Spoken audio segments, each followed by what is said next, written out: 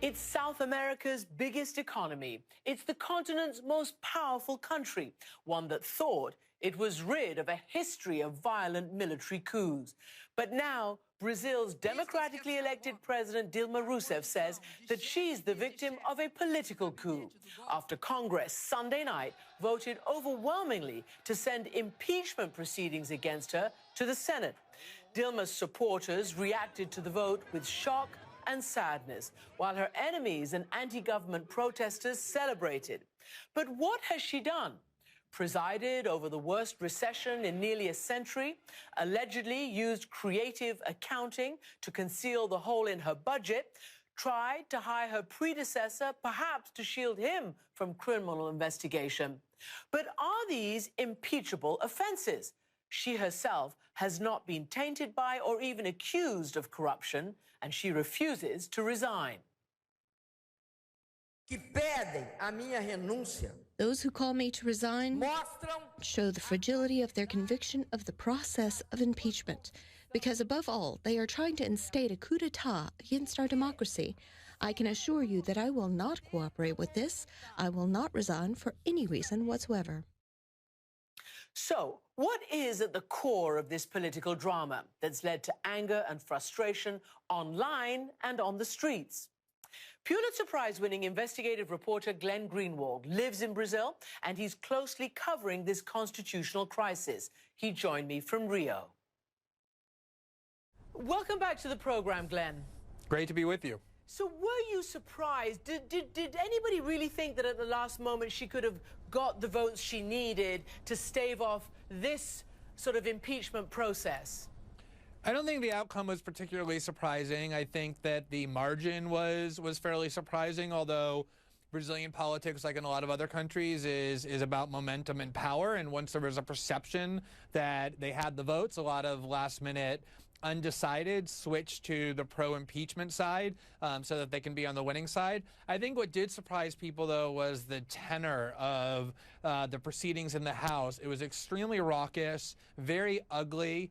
You had pro-impeachment advocates standing up and hailing the 1964 coup and the right-wing military dictatorship that followed. One prominent right-wing congressman who's expected to run for president specifically praised the chief torturer of the military regime, who, of course, tortured Dilma Rousseff, the president, before then voting to impeach her. So it kind of was a very polarized and a very ugly tenor to these proceedings that reflects this wider sentiment in Brazil that really has split the country in a very dangerous and unstable way. Even the vice president, who may have to step in, is himself accused of all sorts of misconduct and wrongdoing. And I just want to read this to you because it is extraordinary. Of the 594 Congress members, 352 face accusations of criminal wrongdoing, according to multiple reports. And then, of course, there are all sorts of people, including Eduardo Cunha, who's leading the impeachment process, who's accused of perjury and corruption. You've got another one, Maluf, who's on Interpol's red list for conspiracy. You've got another one accused of money laundering. You've got another one, as you just mentioned, you know, who is sort of implicated in all sorts of torture, and others, you know, implicated in human rights violations. Now, Dilma herself has called this a coup. What is going on? It's the most extraordinary thing, Christiane, because not only is essentially the entire Brazilian political class that is trying to impeach her implicated in really serious corruption. I mean, the most surreal thing I have ever seen in my time as a journalist or anywhere else covering politics in countries was that yesterday, the person presiding over the impeachment proceeding in the House, the Speaker of the House, Eduardo Cunha, whom you referenced, he is somebody who was found to have stashed away millions of dollars in bribes. There's no non-corrupt possibility. He has no wealth. He has no businesses. Millions of dollars stashed away in Swiss bank accounts.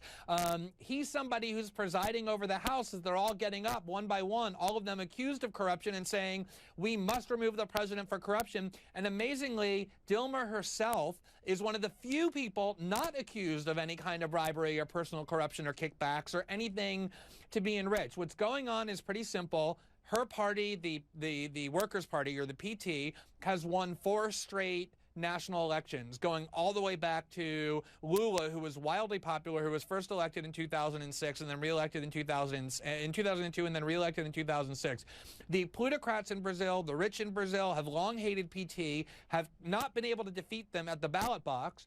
And so this is their big chance with the economy tanking, with this crisis proliferating, with people really upset with the government and the political class. This is their big chance to finally get rid of PT, which they cannot win in an election. And so they're using these anti-democratic means to do it. And it's incredibly blatant what's taking place. Do you think, because even her supporters, certainly abroad, believe that when she tried to hire Lula, her predecessor, as chief of staff, they thought this was a step too far, that she was trying to shield him from any criminal probes and obviously help her in some way?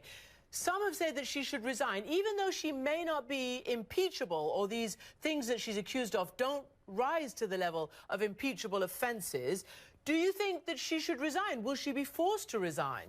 I don't think no, I don't think she will be forced to resign. She's been very clear that she won't. This is a woman who was put into prison as a dissident during the dictatorship and who was tortured. She's a very strong and willful woman who has been through a lot in her life.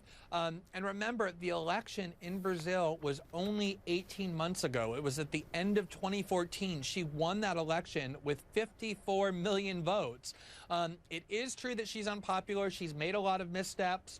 That effort to get Lula into the government, which is really a last-minute survival tactic by her to get somebody with incredible political charisma and a lot of political skill that she lacks, Lula, into government to try and save her, didn't have a very good look. But at the same time, you cannot go around, if you want to have a mature democracy, a mature, stable democracy, and remove democratically elected leaders who just won a major election 18 months earlier because they're unpopular or because they're not managing the economy well. That is a recipe for some really dangerous things when you start tinkering with the mechanics of democracy, especially in a country like Brazil, which has a very fragile and a very young democracy. They came out of dictatorship only in 1985, and it's really disturbing to watch them trifling with democracy this way.